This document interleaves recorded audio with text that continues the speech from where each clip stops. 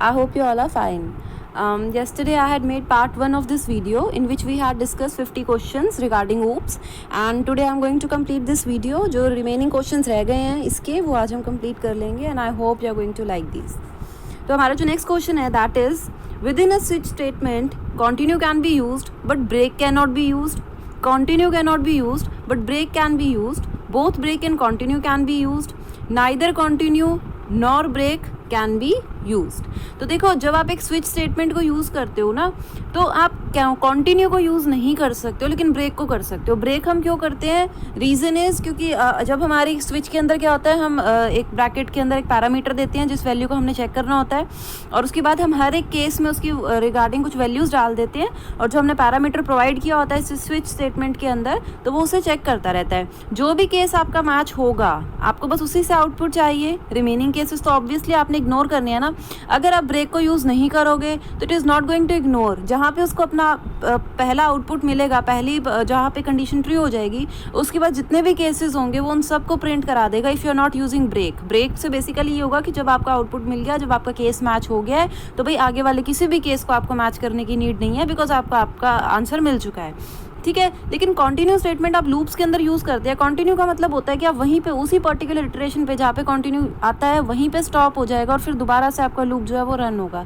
इसीलिए कॉन्टिन्यू जो है वो लूप्स के केस में यूज़ होता है. स्विच स्टेटमेंट के केस में it can not be use but break जो है वो यूज़ होता है आपका लूप्स के केस में भी एंड स्विच के केस में भी. तो over here your answer will be B. Next is data members which are static.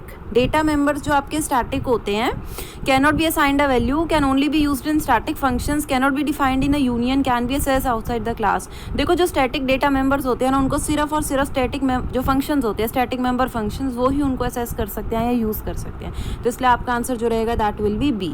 उसके बाद बोलता है which of the following is false for cin. Cin आपको पता है ये ऑपरेटर C++ में यूज़ करते हैं इनपुट लेने के लिए.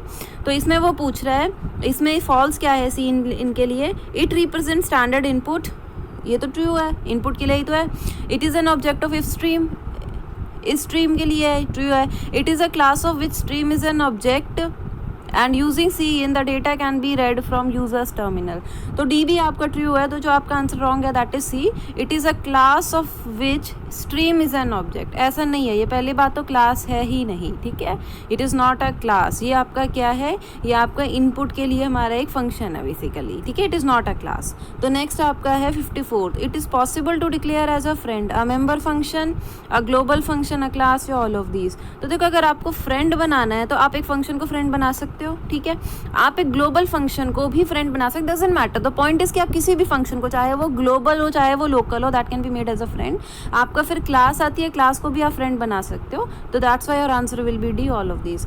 नेक्स्ट आपका आता है इन multiple inheritance the base class must have only default constructor, can not have virtual function, can include virtual classes या नन ऑफ दी अबव. तो वो बोलता है कि पहला मल्टीपल इनहेरिटेंस में क्या हो सकता है. ठीक है, मल्टीपल इनहेरिटेंस आपकी क्या है कि जब आपकी बहुत सारी क्लासेज है और वो उनसे एक आपकी जो डिराइव्ड क्लास है वो एसेस हो रही है, बन रही है. ठीक है, तो वो बोलता है कि जो बेस क्लास है must have only default constructor. देखो ये तो कोई हार्ड एंड फास्ट रूल है ही नहीं. पहली बात तो ये डिफॉल्ट कंस्ट्रक्टर तो रहेगा ही रहेगा. ठीक है, उसके अलावा आप कंस्ट्रक्टर बनाओ तो आप बना सकते हो, ऐसा कोई रूल नहीं है. Can not have virtual function, again ये रॉन्ग है. वर्चुअल फंक्शन आप बना सकते हो. Can include virtual classes, yes it can include virtual classes. That's why your answer is true. मतलब ऐसा कुछ नहीं है कि मल्टीपल इनहेरिटेंस हो रही है तो किसी चीज़ की अब रुकावट हो जाएगी. नो, इनहेरिटेंस के साथ आप जो भी कुछ डिफरेंट इसमें करना चाहो you can do those things. Next है आपका declaration of pointer reserve memory space for the object, for the pointer, both for the object and pointer, none of the above. देखो अगर तुम एक पॉइंटर को डिक्लेयर कर रहे हो तो ऑब्वियसली वो पॉइंटर के लिए ही मेमोरी स्पेस को रिजर्व करेगा. तो that's why your answer is B. ठीक है, नेक्स्ट है फॉर और ब्रैकेट स्टार्ट होता है और 2 सेमीकोलन है. ठीक है, तो it means the test which is done using some expression is always true, is not valid, will loop forever, should be written for. देखो इसका जो आंसर रहेगा वो रहेगा will loop forever. रीज़न क्या है, क्योंकि जब हम for लिखते हैं तो इसमें 3 चीज़ें आती है. सबसे पहले आप उसकी इनिशियल वैल्यू देते हो, फिर आप कंडीशन देते हो, फिर आप इटरेशन देते हो. ठीक है, ना ही अब इस केस में आपने कोई इनिशियल वैल्यू दिया नहीं तो वो क्या है, वो इनफाइनाइटली रन करता रहेगा. नेक्स्ट है आपका द ऑपरेट. तो आंसर रहेगा आपका C. Next question is this operator when overloaded in a class must be a member function, must be a non member function, both A and B, या फिर can not B overloaded. तो वो बोलता है कि ये जो ऑपरेटर होता है जब आप ओवरलोड करोगी तो ओवरलोडिंग के टाइम पे ना it must be a member function, ठीक है। तो मेंबर का फंक्शन भी होना चाहिए and it must be a non member function, और नॉन मेंबर फंक्शन भी होना चाहिए। तो आपका जो सी ऑप्शन वो रहेगा, it should be both A and B. Next है क्वेश्चन आपका, a virtual class is same as, ठीक है। तो वो किससे सेम हो सकती है, एब्स्ट्रैक्ट क्लास से, या class with a virtual function, a base class, या none of the above. Virtual class इनमें से सब, ये सब डिफरेंट। एब्स्ट्रैक्ट क्लास कौन सी है, जिसका आप ऑब्जेक्ट नहीं बना सकते, ठीक है।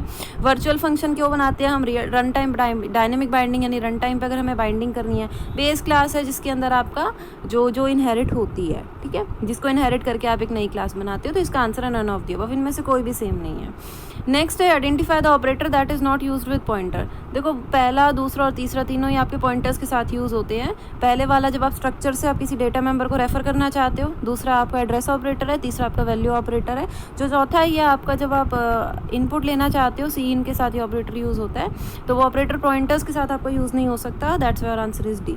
Next your question is consider the following statements. आपने करेक्टर पॉइंटर बना लिया एक, ठीक है, उस पॉइंटर के अंदर आपने हेलो लिख दिया और फिर आपने स्टार पीटीआर को प्रिंट कराया। तो सबसे पहले प्रिंट क्या होगा, तो ये बात हमेशा याद रखना, जो पॉइंटर है हमेशा फर्स्ट लेटर को पॉइंट करेगा, ठीक है। एड्रेस जब भी जाएगा तो पॉइंट तो वो पहले उसको ही प्रिंट करेगा ना, क्योंकि पॉइंटर जो था वो करेक्टर टाइप का था। तो what it is going to print is your first letter, यानी एच को प्रिंट करेगा वो। तो नेक्स्ट क्वेश्चन है आपका, in which case it is mandatory to provide a destructor in the class. Destructor provide करना कब इंपॉर्टेंट रहेगा, almost in every class, class for which two और more than two objects will be created, class for which copy constructor is created, class whose objects will be created dynamically. जिनके objects आप dynamically create करोगे ना, मतलब खुद create करोगे, तो उस केस में आपको ऑब्वियसली मतलब न्यू ऑपरेटर से जिनको आप क्रिएट करोगे तो आपको उनके लिए क्या होगा, मैंडेटरी होगा डिस्ट्रक्टर क्यों यूज़ करना, क्योंकि एक्चुअली में होता है कि डिस्ट्रक्टर भी खुद ही कॉल होता है वैसे तो, जैसे आपका कंस्ट्रक्टर कॉल होता है जब भी आपका कोड ओवर हो जाएगा तो डिस्ट्रक्टर इज ऑल्सो कॉल्ड। लेकिन जो ऑब्जेक्ट्स आप डायनेमिकली क्रिएट करते हो with the help of new operator, तो उनको फ्री करने के लिए उस टाइम पे मेमोरी को, तो आपको डिस्ट्रक्टर को क्लास में कॉल करना पड़ता है, ठीक है। द मेंबर, तो answer is D. Next question is the members of a class by default are public, protected, private या मैंडेटरी टू स्पेसिफाई। देखो इनिशियली वो सारा प्राइवेट ही होता है। डेटा अगर आपको प्रोटेक्टेड या पब्लिक बनाना है तो आपको पहले पब्लिक लिखना पड़ेगा, कॉलन लिखना पड़ेगा, then you have to write your data. Protected बनाना है तो प्रोटेक्टेड लिखिए। द थिंग इज कि प्राइवेट बाय डिफ़ॉल्ट है, अगर आपको कुछ और एसएस मॉडिफायर यूज़ करना है तो that you have to specify. तो your answer is C, private. Next is given a book class named book, which of the following is not a valid constructor. Book आप you can see the 4 options. तो इसके अंदर जो आपका valid नहीं रहेगा वो होगा, देखो पहला ठीक है क्योंकि वो तो आपका डिफ़ॉल्ट कंस्ट्रक्टर है, ठीक है। सी भी ठीक है क्योंकि वो आपका कॉपी कंस्ट्रक्टर है। डी भी ठीक है आप क्योंकि उसमें पॉइंटर डाल रहे हो और पैरामीटर्स डाल रहे हो, तो वो पैरामीटराइज कंस्ट्रक्टर है। अब बी के अंदर प्रॉब्लम क्या है कि आपने अपना क्लास को पास तो कर दिया था, लेकिन जब बुक का आपने ऑब्जेक्ट पास किया तो उसके आगे आपने एंड ऑपरेटर नहीं लगाया। ये कॉपी कंस्ट्रक्टर होता है। कॉपी कंस्ट्रक्टर के अंदर क्या होता है आपका कि आपको एड्रेस पास करना होता है उस क्लास का। बेसिकली आप ऑब्जेक्ट को पास कर देते हो, ठीक है। एड्रेस पास करने का मतलब है कि आप ऑब्जेक्ट को पास कर देते हो उस क्लास का और उस ऑब्जेक्ट पे फिर काम होता है। अब यहाँ पे वो एम्परसेंड नहीं लगा है तो एड्रेस पास नहीं हुआ है ऑब्जेक्ट का, तो that's the reason why B is wrong. Next question is which of the following statement is true in a protected derivation of a derived class from a base class. वो कह रहे हैं which of the following statement is true, कौन सी true है इन a protected derivation, जब आप protected derive कर रहे हो of a derived class from a base class. मतलब अगर एक बेस क्लास से कोई क्लास डिराइव हो रही है प्रोटेक्टेड मोड में तो कौन से वाली चीज़ ट्रू रहेगी। तो private members of the base class become protected member of derived class, ये तो बिल्कुल गलत है। प्रोटेक्टेड प्राइवेट जो है वो प्राइवेट ही रहता है। नेक्स्ट है protected member of the base class become public, नहीं जी, प्रोटेक्टेड भी प्रोटेक्टेड ही रहते हैं, वो पब्लिक नहीं बन सकते। नेक्स्ट है पब्लिक मेंबर जो है become of base class become protected member of the derived class. Yes, this is actually true. जो पब्लिक मेंबर होंगे ना आपकी बेस क्लास के, वो क्या बन जाएंगे, आपकी डिराइव्ड क्लास के प्रोटेक्टेड मेंबर बन जाएंगे। और वो फिर वो बोल रहा है protected derivation does not affect private and protected members. Well this is false, obviously it affects, ठीक है। Next is your which of the following statement is not valid about operator overloading. Overloading के बारे में कौन सी statement सही नहीं है। Only existing operators can be overloaded. Overloaded operator must have at least one operand of its class type. The overloaded operator follow the syntax rules of the original operator. ठीक है, या फिर none of the above. तो इसका answer है none of the above, क्योंकि ऐसा कुछ भी नहीं है. ठीक है. Next is your 67. Exception handling is targeted eight. अगर आपको एक्सेप्शन हैंडलिंग करनी है तो वो किस लेवल पे टारगेट रहेगी आपकी? रन टाइम एरर पे, कंपाइल टाइम पे, लॉजिकल, या all of these? Answer is run time. Exception का मतलब ही वो है जो चीज़ आपकी रन टाइम पे आ रही है. ठीक है, कंपाइल टाइम पे आपकी एक्सेप्शंस नहीं आती.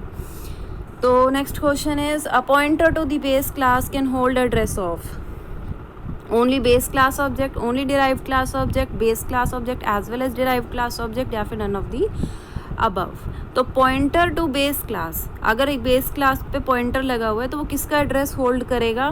बेस क्लास के ऑब्जेक्ट का, डिराइव्ड क्लास के ऑब्जेक्ट का, base class as well as derived class object. तो आंसर आपका है सी.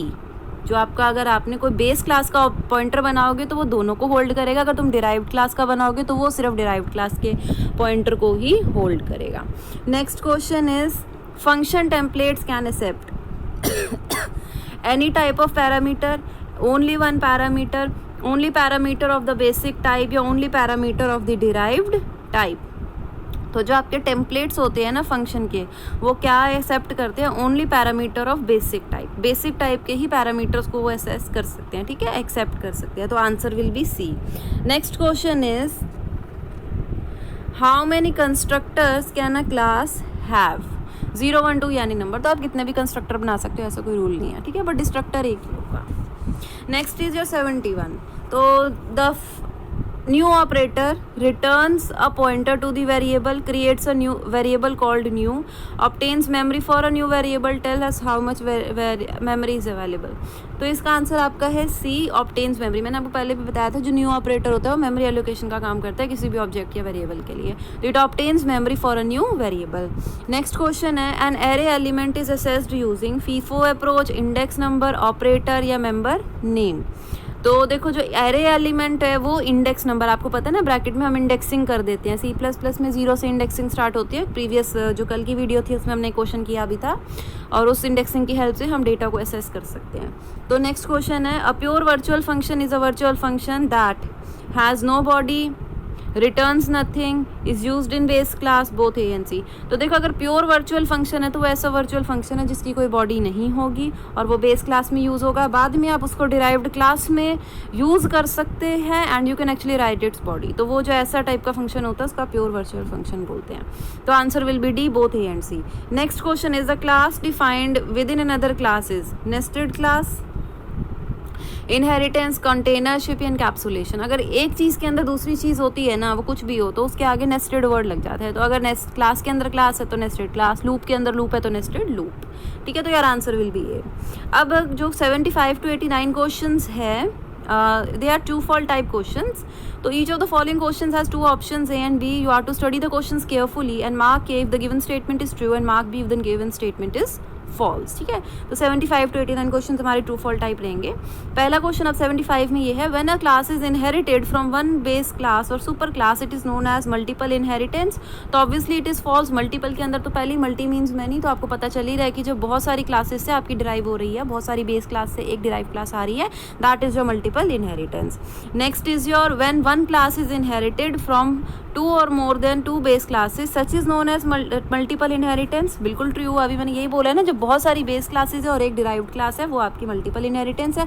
अगर उसका जस्ट अपोजिट है, एक बेस क्लास बहुत सारी क्लासेस को डिराइव कर रही है, तो वो आपकी हिरारिकल इनहेरिटेंस है. अब 77th क्वेश्चन है आपका when one class is inherited from another class then which itself is inherited from another class, then such inheritance is known as your hybrid inheritance. No, ये मल्टी लेवल की definition दे रखी है, तो इसलिए ये false है. जब एक क्लास बेस क्लास से एक क्लास आई, फिर उस इंटरमीडिएट क्लास से एक न्यू क्लास डिराइव हुई, तो that is your multi level inheritance, that is not your hybrid. Hybrid is actually your combination of multi level and your multiple inheritance. जब आप बहुत सारी इनहेरिटेंस का कॉम्बिनेशन कर देते हो तो वो हाइब्रिड आती है, तो इसलिए आंसर फॉल्स होगा. नेक्स्ट है आपका when more than one class are inherited inherited from one base class and such inheritance is known as hierarchical. Yes, true. एक बेस क्लास से बहुत सारी क्लासेस अगर आपकी बनेंगी तो आप उसको क्या बोलोगे, हिरारिकल बोलोगे, तो it is true. Hybrid inheritance is a mixture of hierarchical and single inheritance. No, hierarchical और सिंगल का नहीं होता, मल्टी लेवल और मल्टीपल का होता है. तो नेक्स्ट, तो इट इज़ फॉल्स. नेक्स्ट आपका आता है in object oriented programming polymorphism refers to a programming language ability to process objects differently depending on their data type और क्लास. तो आंसर है आपका ट्रू, बिकॉज पॉली का मतलब होता है मैनी और मॉर्फिज्म, मॉर्फ का मीनिंग है बेसिकली फॉर्म. तो जब बहुत सारा है, एक ही चीज़ आपकी बहुत सारी फॉर्म ले सकती है, ठीक है, तो उसको आप पॉलीमॉर्फिज्म बोलते हो. तो बेसिकली यहाँ पे जो इसने डेफिनेशन लिखी हुई है ना, ऑब्जेक्ट्स डिफरेंटली डिपेंडिंग, तो ये थोड़ा सा फंक्शन ओवरलोडिंग की डेफिनेशन टाइप है जो हम पॉलीमॉर्फिज्म में पढ़ते हैं कि एक ही ऑपरेटर आपको बहुत सारे वेज से वर्क कर सकता है. Next is 81 question. An aggregation consist of a number of sub concept which collectively is considered as a new concept. Yes, aggregation का मतलब ही क्या होता है, कलेक्शन. तो इसमें क्या होगा कि आपके पास बहुत सारे सब कॉन्सेप्ट होंगे जिनको आप ज्वाइन करके एक न्यू कॉन्सेप्ट बना लेंगे. तो आपने जब उनको एग्रीगेट कर दिया, उनको ज्वाइन कर दिया, तो दैट इज योर एग्रीगेशन. तो it is true. Next question है आपका. नेक्स्ट क्वेश्चन है an abstract class is a class that is design to be specifically used as a derived class. तो आपका आंसर है फॉल्स. नहीं, एब्स्ट्रैक्ट क्लास वो होती है जिसके हम ऑब्जेक्ट्स नहीं बनाते, ठीक है. एब्स्ट्रैक्ट क्लास बेसिकली हम इसलिए यूज़ करते हैं, हम उसको किसी और पर्पस के लिए यूज़ कर लेते हैं, पर हम उस क्लास का ऑब्जेक्ट नहीं बनाते. ये डिराइव पर्पस के लिए ये नहीं बनती. नेक्स्ट है आपका, और तो it is false. Object oriented programming is concerned with realising a software design using an object oriented programming language. वो बोलता है जो आपका ऑब्जेक्ट ओरिएंटेड प्रोग्रामिंग है वो कंसर्न है realising a software design using a object oriented programming language. तो answer है ट्रू. हाँ, हम इसे सॉफ्टवेयर डिज़ाइन ही तो करना चाहते हैं OOPS की हेल्प से.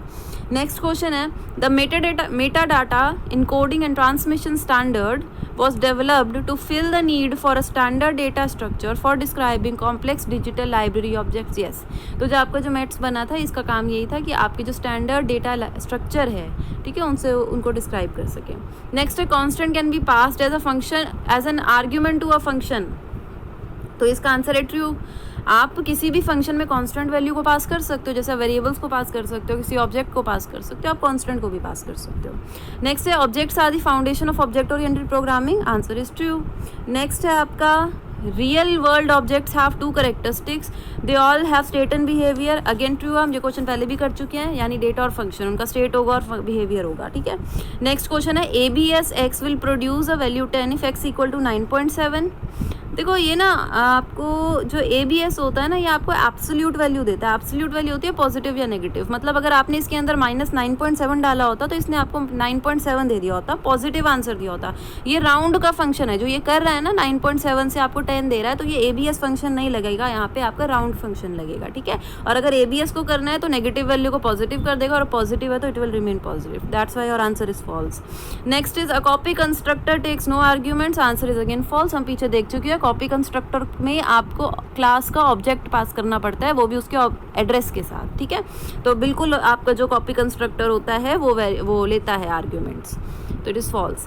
Next is the address of a variable temp of type float is. Address of a variable temp, तो मैंने कल आपको एक ऑपरेटर बताया था एम्परसेंड ऑपरेटर, जो एंड की तरह दिखता है. तो जब उसको पहले लगा दो और उसके बाद वेरिएबल का नाम लिख दो तो आपको उस वेरिएबल का एड्रेस मिल जाता है, इसलिए आपका आंसर जो है that is B. Next question है which is the what is the output of the following code. आपका ये कोड दे रखा है, इसका आउटपुट बताना है आपको. तो इसमें पहला है कि आपने करेक्टर सिंबल, करेक्टर एक वेरिएबल बनाया सिंबल करेक्टर टाइप का, ये एरे है बेसिकली सिंबल जिसमें करेक्टर्स डाले हुए हैं ABC. For int index equal to 0 index less than 3 index ++, आपको सिंबल और इंडेक्स को प्रिंट कराते जाना है. तो देखो सबसे पहले सिंबल इंडेक्स में आपकी वैल्यू क्या जाएगी, यहाँ पे देखते हैं हम. सबसे पहले इंडेक्स की वैल्यू 0 हुई तो वो यहाँ पे सिंबल 0 दिखेगा, और हमें पता है कि वो 0 1 2 इसकी इंडेक्सिंग हो रखी होती है, तो 0 के पास क्या है A, तो A प्रिंट होगा.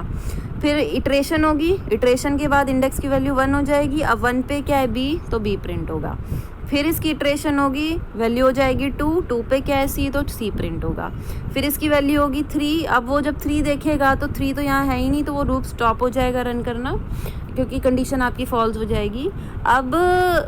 अब ये तो ऑब्वियसली अब कुछ भी नहीं है, इसने जो डिफ्रेंशिएट किया हुआ it is based on either these quotes और स्पेस, दो ही डिफरेंस है, कोट्स तो आएंगे ही नहीं। वो तो हमने सिंगल कोट इसलिए लगा रखे हैं टू रिप्रेजेंट कि हमारा डेटा जो है वो करेक्टर फॉर्म का है, वो तो उस वजह से है। आउटपुट में तो ये आएंगे ही नहीं। अब जो ये चीज़ है ये आपको पता होनी चाहिए कि जब भी आपके पास ऐसा आउटपुट आता है तो वो कॉन्टिन्यूस फॉर्म में आएगा। अगर आपको स्पेस चाहिए तो आपको न्यू लाइन ऑपरेटर का यूज़ करना पड़ेगा। बिना न्यू लाइन ऑपरेटर की you won't get space, that's why आपका जो आंसर है दैट इज सी। नेक्स्ट है आपका 92 क्वेश्चन। वो बोलता है the process of building new classes from an existing one. ठीक है, एक एग्जिस्टिंग क्लास से अगर कुछ न्यू बना रहे हो तो अब तो हम बहुत बार पढ़ चुके हैं, वो क्या इनहेरिटेंस ही है।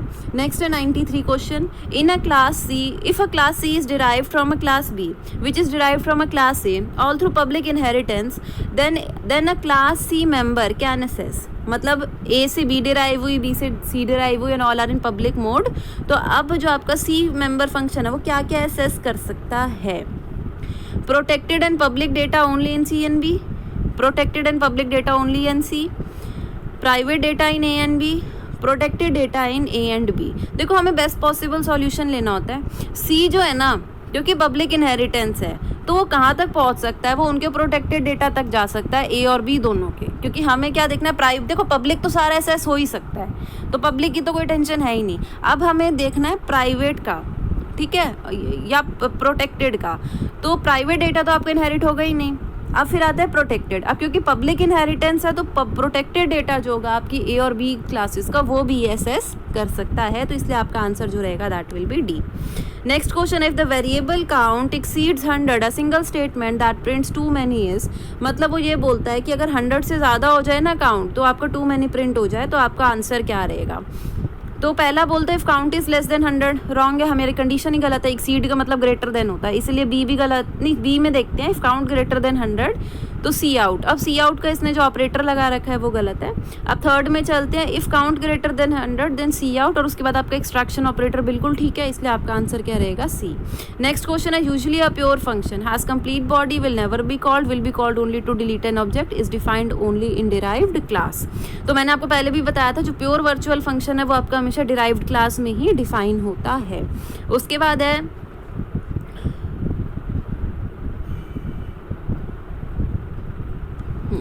अब ये to perform stream input output with disk files in C++, you should open and close files as in procedural language, use class derived from iOS, तो use C language library function and include iostream.h। देखो iostream.h header file आपकी C की थी, C library function use ही क्यों करोगे जब आपके पास C++ में है, और प्रोसीजरल लैंग्वेज का भी वही बात है, ओपन क्लोज मेथड क्यों यूज़ करोगे? तो आपके पास B ऑप्शन बचता है, जो आपके पास iOS फाइल होती है उसमें से आप उसके ऑब्जेक्ट्स यूज़ करिए। नेक्स्ट तो answer will be B। Next है overloading the function operator. Overloading requires a class with an overloaded operator, requires a class with overloaded bracket operator, allows you to create objects that act syntactically like functions, usually make use of constructor।